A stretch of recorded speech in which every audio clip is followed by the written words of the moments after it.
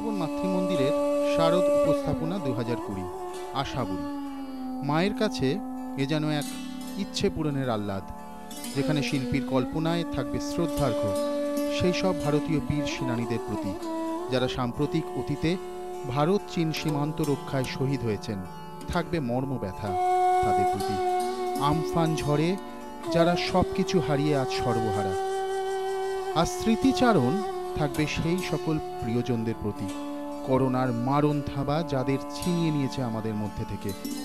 আর এর সাথে জোরালো হয়ে উঠবে এক প্রত্যাশার কথা, দেবী দুর্গা যেখানে আশাবরী রূপে অভয় দেবেন আমাদের সকলকে, যাতে এই কঠিন সময় আর ফিরে না আসে। শিল্পশৈলীর মাধ্যম হিসেবে থাকছে সেলোটেপ আর বাহারি সুতোর বুনোটে তৈরি নানান অবয়ব, যা ফ্রেমবন্দি হয়ে প্রাসঙ্গিক করে তুলবে বর্তমান প্রেক্ষাপটকে।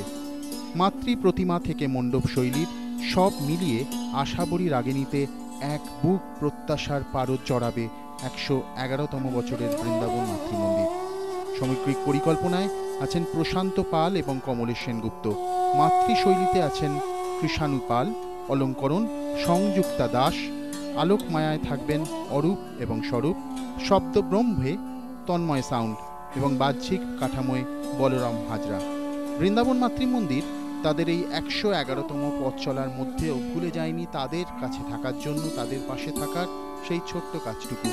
আমাদের এই সীমিত বাজেটের মধ্যে থেকেই ইতিমধ্যেই আমরা 1,75,000 টাকা আমরা দিতে পেরে ধন্য হয়েছি মুখ্যমন্ত্রীর স্টেট এমার্জেন্সি রিলিফ ফান্ডে। এছাড়াও বৃন্দাবন মাতৃমন্দির অঙ্গীকার করেছে যে বিগত 6 বছর ধরে চলে আসা পুজোর টাকা বাঁচিয়ে স্কলারশিপ দেবার যে প্রচেষ্টা, সে প্রচেষ্টা কিন্তু এবার জারি থাকবে। এবং শেষে বলতে বাধ্য হচ্ছি যে বৃন্দাবন মাতৃমন্দিরের দুর্গাপুজোর বাজেট হয়তো এবারে অনেকটাই কম, বাহুল্য হয়তো অন্যান্য বারের থেকে আরও কম, কিন্তু বৃন্দাবন মাতৃমন্দির মা দুর্গার কাছে সংকল্প নিয়েছেন যে স্কলারশিপের যে পরিমাণ অর্থ বৃন্দাবন মাতৃমন্দির দিয়ে থাকে তা কিন্তু কমবে না, উল্টে মা দুর্গার আশীর্বাদে সেই অর্থ বাড়বে। এই সব কিছু মিলিয়েই আশাবরী রাগিণীতে বৃন্দাবন মাতৃমন্দির